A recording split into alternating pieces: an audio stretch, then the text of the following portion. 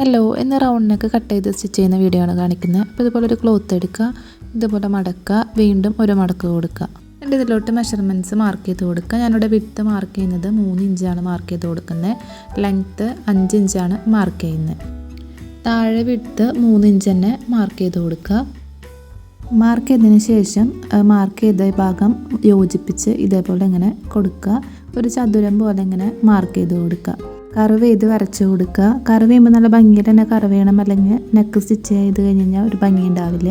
അപ്പോൾ ഇവിടെ കറക്റ്റായിട്ട് അറിയേണ്ടത് ഇങ്ങനെ വെച്ചതിന് ശേഷം 1 ഇഞ്ച് മാർക്ക് ചെയ്തിട്ട് നമ്മളിങ്ങനെ വെച്ച് കർവ് ചെയ്യുകയാണെങ്കിൽ കുറച്ചും കൂടി നല്ലതാണ്. മെഷർമെൻറ്റ്സ് മാർക്ക് ചെയ്തിട്ടുള്ള പീസ് നമ്മൾ സ്റ്റിച്ച് ചെയ്യാൻ പോകുന്ന ഡ്രസ്സ് 2ആയിട്ട് മടക്കിയതിന് ശേഷം അതിൻ്റെ മുകളിലേക്ക് ഇങ്ങനെ വെച്ച് കൊടുക്കുക. എന്നിട്ട് ഇങ്ങനെ കട്ട് ചെയ്തെടുക്കുക.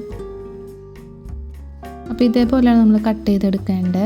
അപ്പോൾ നമ്മളിവിടെ കറക്റ്റായിട്ട് കട്ട് ചെയ്തെടുത്തിട്ടുണ്ട്. ഇനി നമുക്ക് ഈ ഒരു പീസാണ് വേണ്ടത്.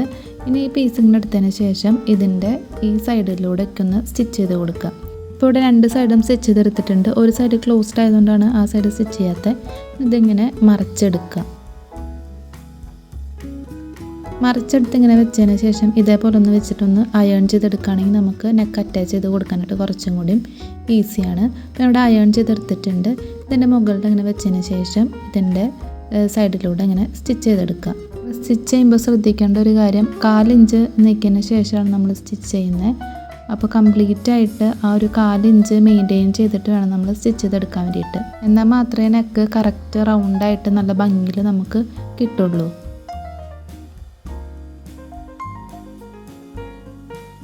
സ്റ്റിച്ച് ചെയ്തെടുത്തതിന് ശേഷം അതിൻ്റെ ഈ കർവ് ആയിട്ടുള്ള ഏരിയയിലൊക്കെ ഇങ്ങനെ കട്ട് ചെയ്ത് കൊടുക്കുക.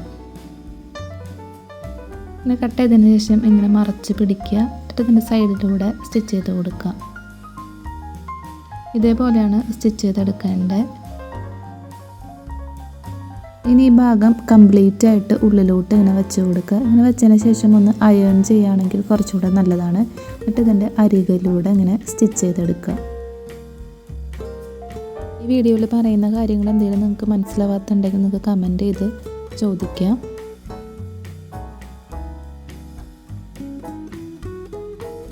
സ്റ്റിച്ചിങ് കംപ്ലീറ്റ് ആയിട്ടുണ്ട്. ഇനി വേണമെങ്കിൽ നമുക്ക് ഈ ഭാഗം നമ്മൾ ഡ്രസ്സ് ഇടുന്ന സമയത്ത് പുറത്തോട്ട് ഇങ്ങനെ വരാതിരിക്കാൻ വേണ്ടിയിട്ട് ഹെമ്മിങ് ചെയ്ത് കൊടുക്കാം. അല്ലെന്നുണ്ടെങ്കിൽ ഒരു 4 ഇഞ്ച് ഇങ്ങോട്ട് നീക്കിയതിന് ശേഷം ഒരു സ്റ്റിച്ചും കൂടി അങ്ങനെ കൊടുക്കുക. വീഡിയോ ഇഷ്ടപ്പെട്ടു എന്നുണ്ടെങ്കിൽ ലൈക്ക് ചെയ്യുക, ചാനൽ സബ്സ്ക്രൈബ് ചെയ്ത് സപ്പോർട്ട് ചെയ്യുക. Thank you.